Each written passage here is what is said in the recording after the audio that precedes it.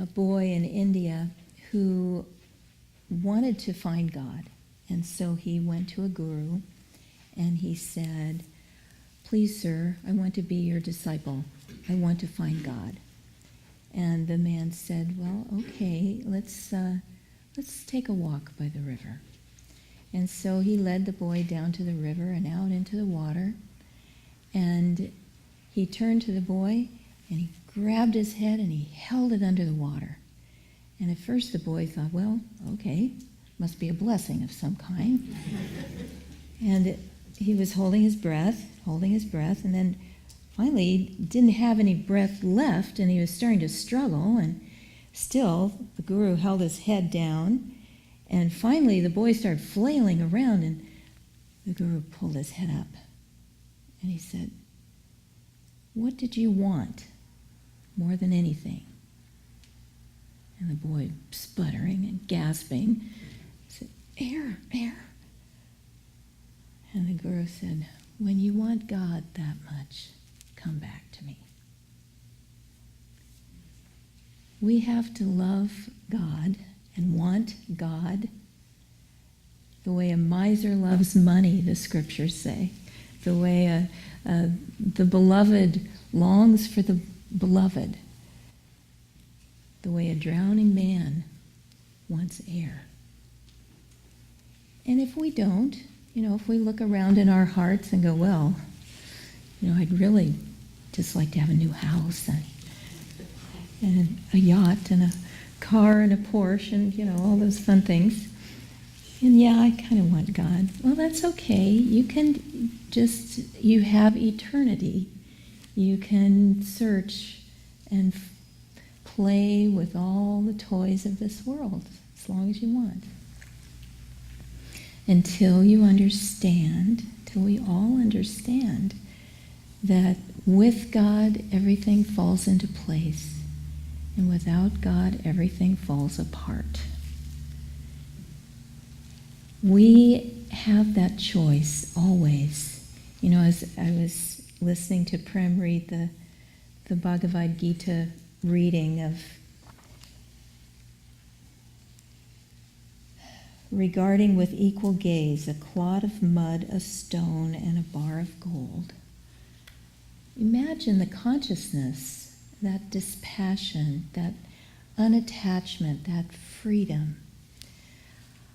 I had a very significant experience many years ago. I was working for a boss who did not like me at all. And one day she really lit into me and berated me up one side and down the other in front of everybody in the middle of the day. And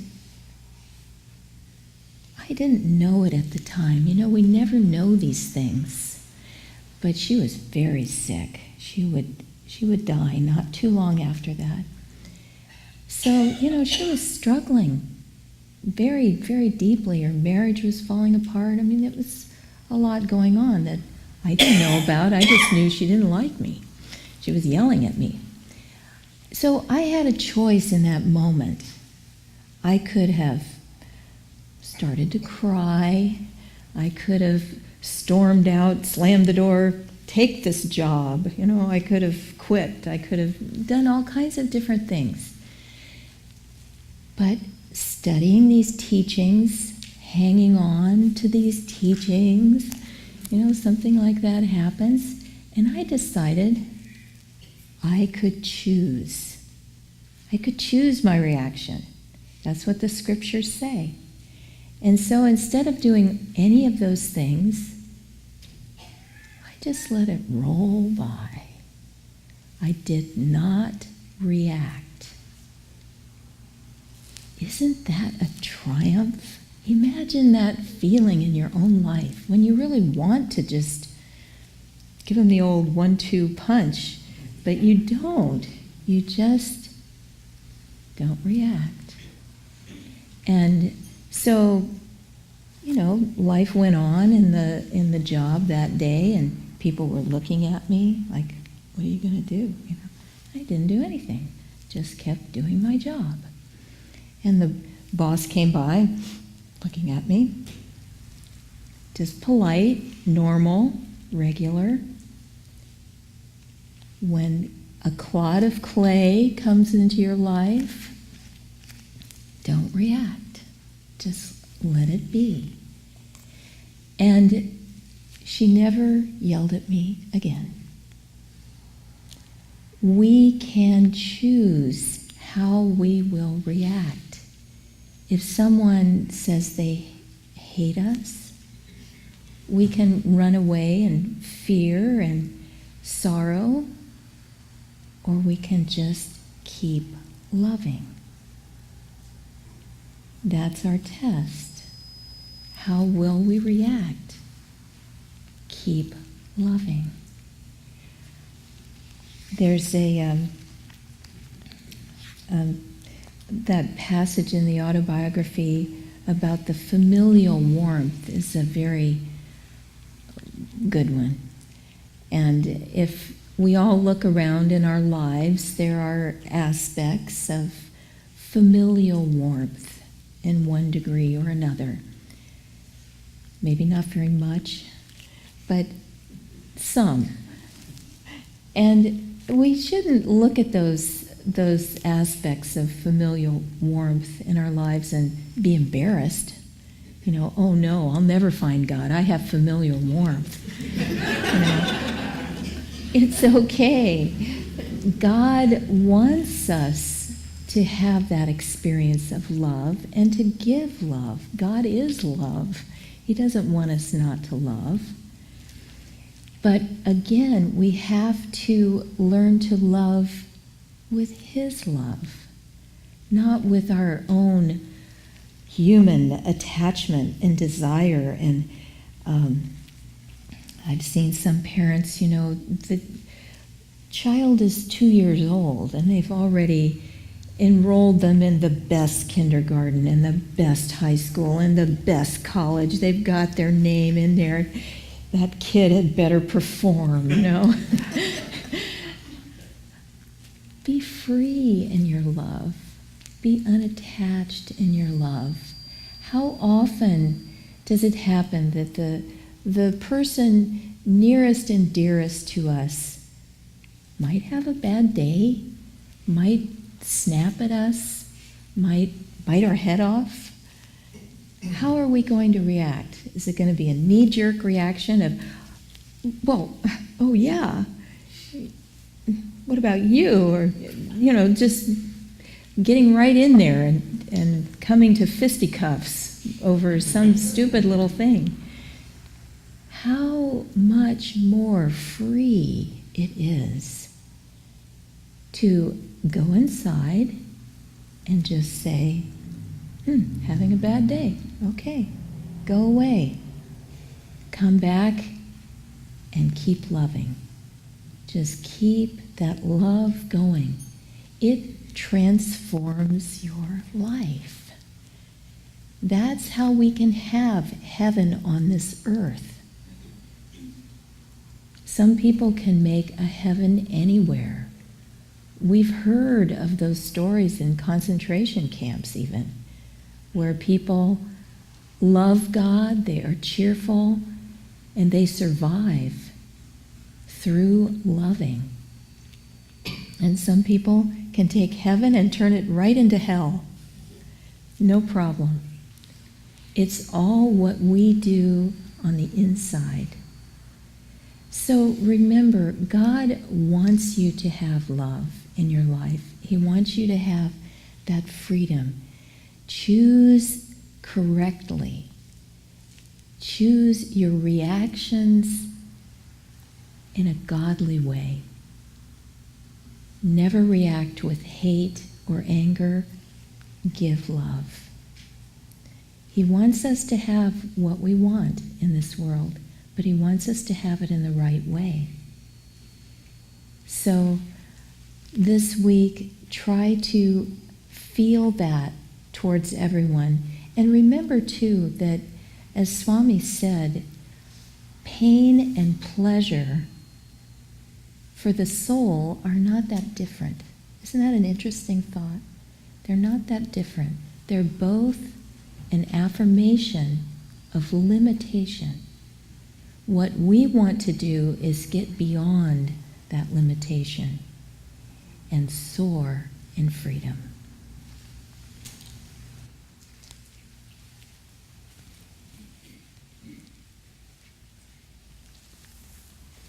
Leave you all hanging from my comment about the chant this morning, so I'll start off with that, even though it's not particularly aligned to the topic.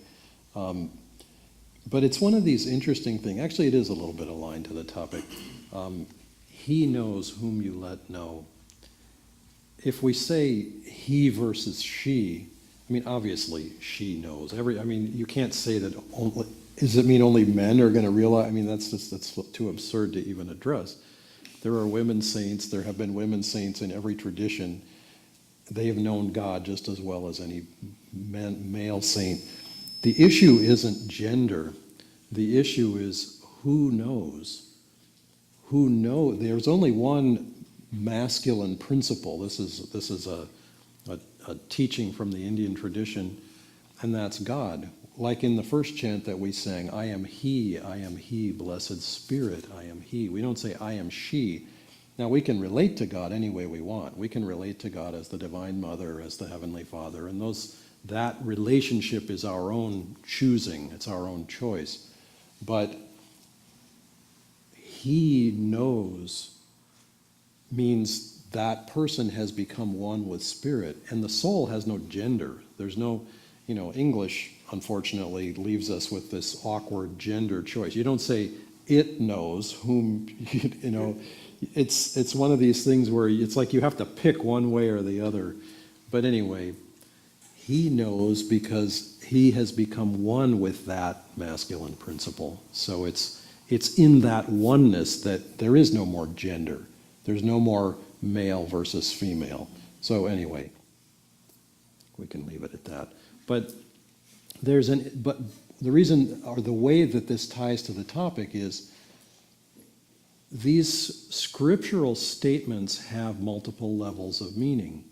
And if we take the most outward level of meaning, it may or may not get us to the truth. Thinking of this one that I just mentioned, in the Bible, the saying, if thine eye be single, thy whole body shall be filled with light. Well, now, if you don't understand that at the level that it's coming from, why does Christ say, if thine eye be single? Are we going to all walk, put out one eye and walk around with one eye? No. He's saying, if thine eye be single, if you're tuned into the actual unity of spirit, then your whole body will be filled with light. You will be a saint. And so translators down through the ages have had a field day with that.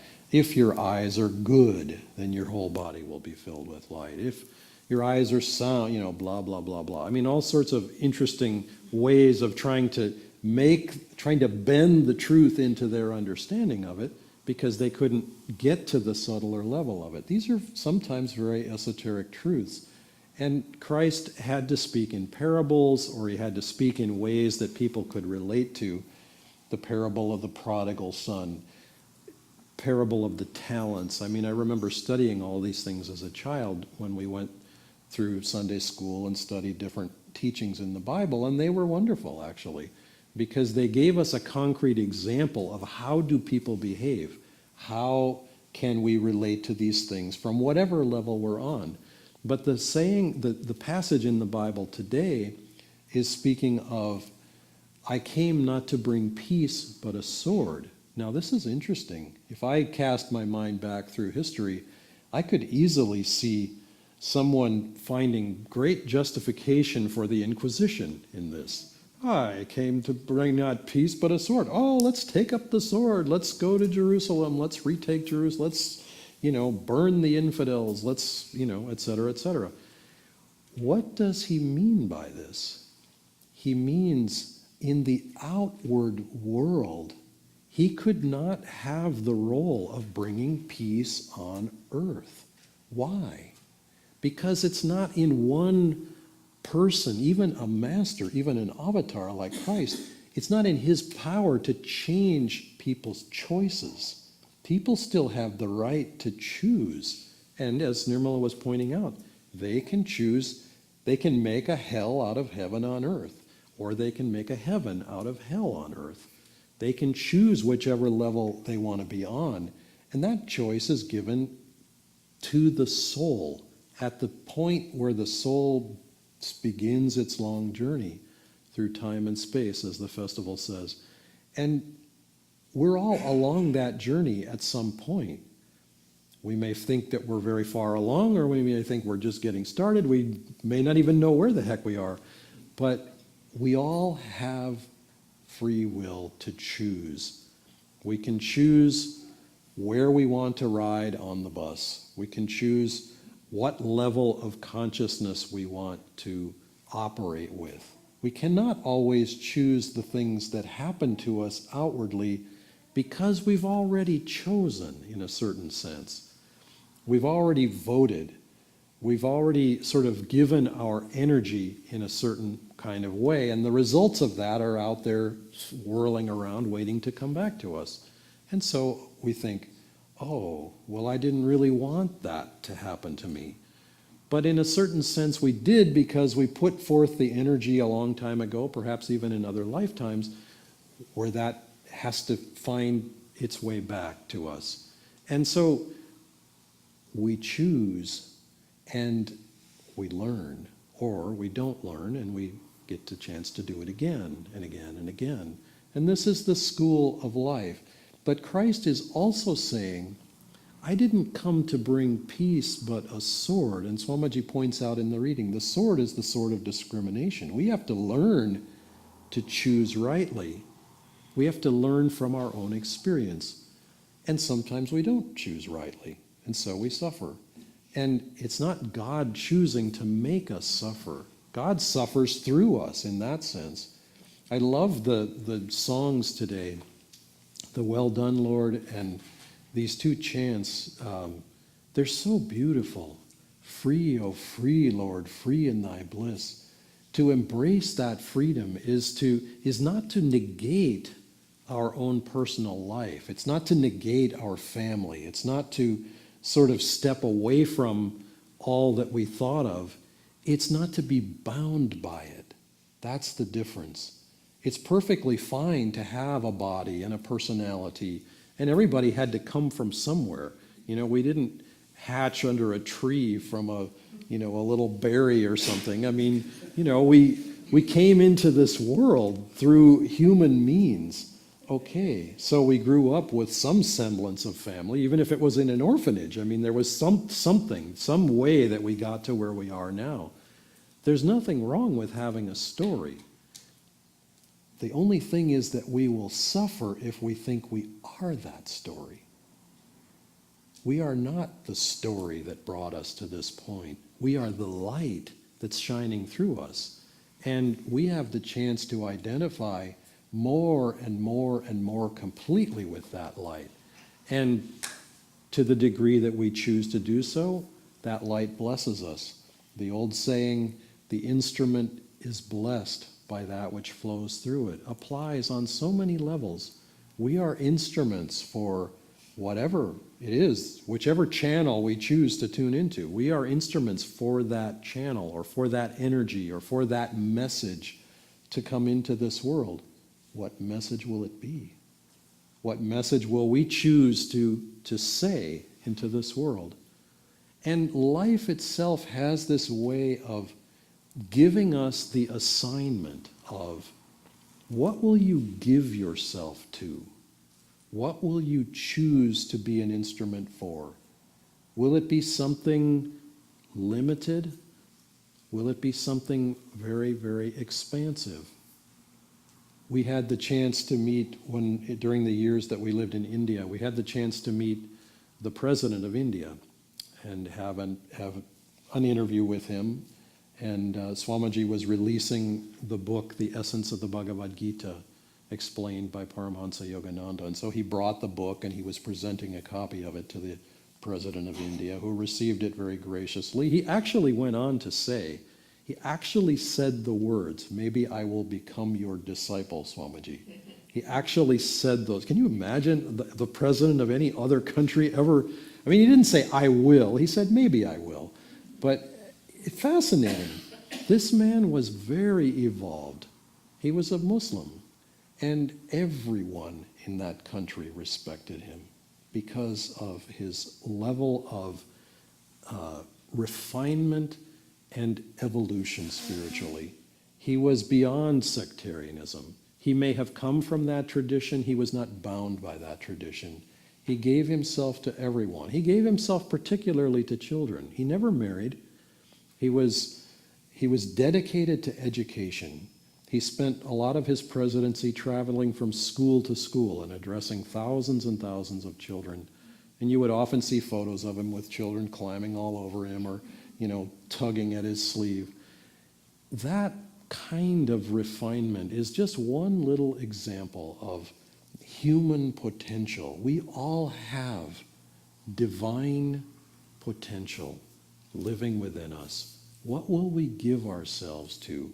Most people in this world give themselves to their human family, which is wonderful, which is beautiful, and it's necessary. We wouldn't have human families. Nirmala was talking about the familial warmth. And at a certain point, yes, it does become a limitation when we're ready to really embrace infinity, when we're ready to take a huge leap forward. But what if we're not at that point?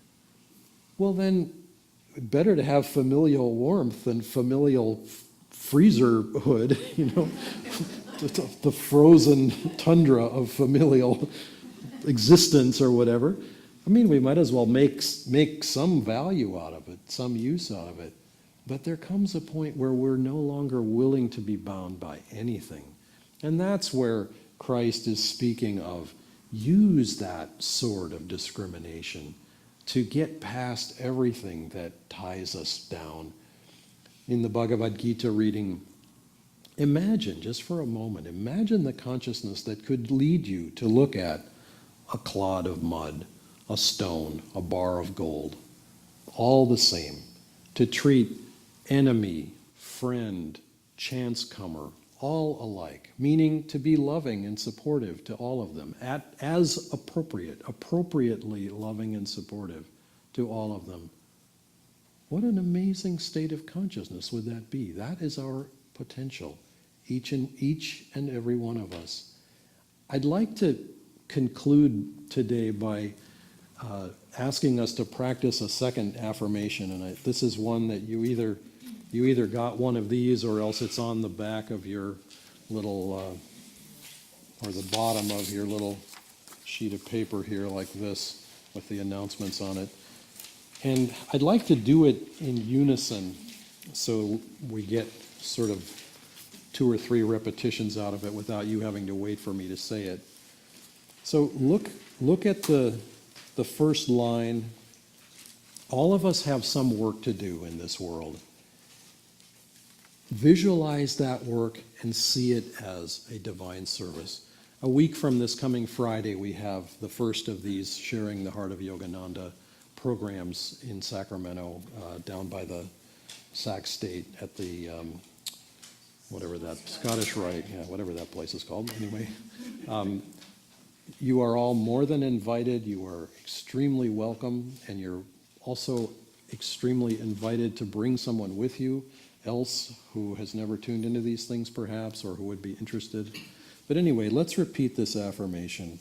This is, think of this as our way of expanding the awareness of our hearts to include others that we have never met before and embrace the light that lives in them. So let's say this together now. The work I do is a shining light to all it touches. I do my best to bring light, love, and shining joy into the dark world around me and into the universe. Let's say it again. The work I do is a shining light to all it touches. I do my best to bring light, love, and shining joy into the dark world around me and into the universe. And now let's just say it a little more softly. We'll do it one more time. The work I do is a shining light to all it touches. I do my best to bring light, love, and shining joy into the dark world around me and into the universe.